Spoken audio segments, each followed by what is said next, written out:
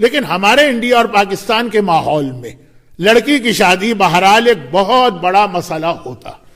ایک خاص عمل عرفات کے دن بیٹیوں کی شادی کے حوالے سے بتایا گیا، اور میں ہر سال حج کے موقع پر یہ عمل کرتا رہتا ہوں. مومنین اپنے نام دیتے ہیں تو وہ لسٹ ہی اتنی بڑی ہو جاتی تھی آخری 2 سالوں میں کہ میں نام نہیں لیتا تھا کہ بھئی اگر یہ نام لوں گا تو آدھا تو اعمال کا وقت اس میں ہی چلا جائے گا. لیکن نیت میں رکھ کے، اور وہ ہے قرآن کریم کا ایک سورہ ہے سورہ طارق، جس کی ایک آیت کی تلاوت میں پچھلی 2 مجلسوں میں کر کے آج بھی اس آیت کو دہرا چکا ہوں.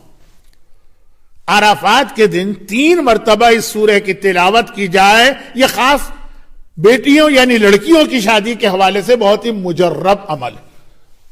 جیسا کہ میں نے کہا کہ مسئلہ تو لڑکوں کے لیے بھی ہوتا، لیکن ہمارے انڈیا اور پاکستان میں ایک زیادہ تصور لڑکیاں یا بیٹیوں کے حوالے سے ہے. سورہ طارق 30ویں پارے میں ہے. ابھی آپ نے میری مجلس سے پہلے جس سورہ کی تلاوت سنی سورہ نبا، اس کے فوراً اس کے بعد کا یہ 2-3 سورے چھوڑ کے چیک کیجئے سورہ طارق. بہترین عمل ہے. اس کے بہت سارے واقعات ہیں، لیکن کسی اور مجلس میں آج واقعات کے پڑھنے کا موقع نہیں. لیکن بہرحال مجھے یاد ہے کہ جب میں نے 8-10 سال پہلے یہ سلسلہ شروع کیا تھا تو 2 نام تھے. پچھلے سال 2500 نام میرے پاس تھے ان بچیوں کے،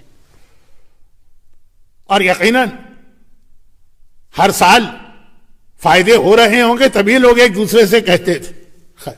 تو یہ تو میں نے ایک ضمنی بات بتائی کہ بہت ہی مجرب یہ سورہ ہے بیٹیوں کی شادی کے لیے.